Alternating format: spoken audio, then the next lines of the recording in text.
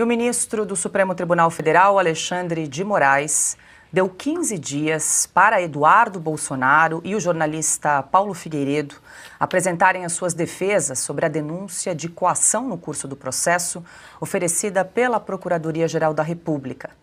Segundo a PGR, os dois teriam articulado sanções nos Estados Unidos para beneficiar o ex-presidente Jair Bolsonaro, que à época ainda estava em julgamento no Supremo. Como Eduardo está nos Estados Unidos, a notificação será feita por edital.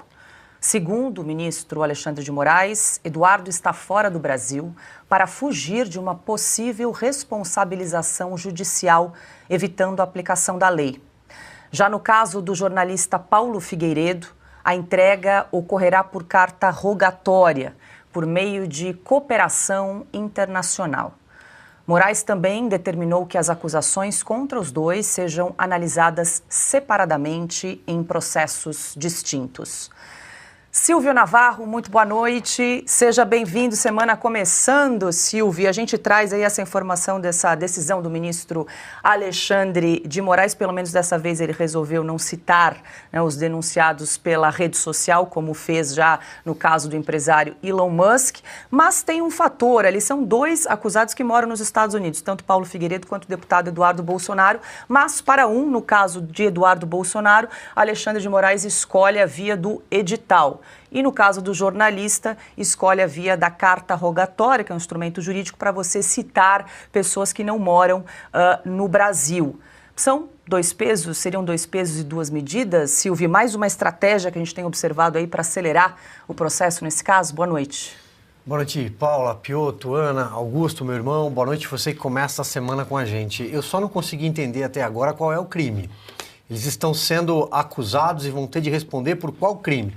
Porque fala-se em coação, em questões envolvendo a soberania nacional. Do que é que a gente está falando?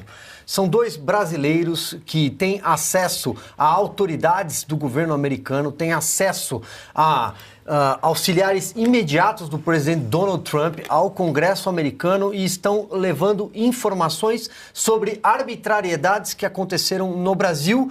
E o ministro Alexandre de Moraes, que impôs sanções e perseguiu empresas e cidadãos americanos, violou direitos humanos, não à toa recebeu uma sanção da lei Magnitsky e a sua família por extensão. Agora temos o escritório de advocacia, a empresa que detém todos os imóveis, a Lex, e também a sua esposa Viviane. E não vai parar por aí.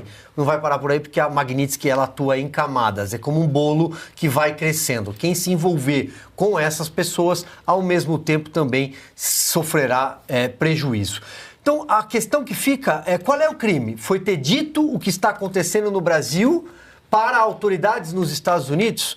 O Eduardo Bolsonaro, inclusive, tem mandato. É a Câmara dos Deputados quem deve se pronunciar e, aparentemente, até onde se sabe, fará isso. Já tem um relator designado no Conselho de Ética. Tem a questão das faltas, embora o Hugo Mota, presidente da casa, não tenha aceitado uma decisão de 2015, um ato da mesa, que permitiria, sim, ele sendo nomeado líder da minoria, estar ausente e utilizar a principal ferramenta hoje que qualquer deputado, qualquer um dos 513 deputados utiliza, que é o Infoleg.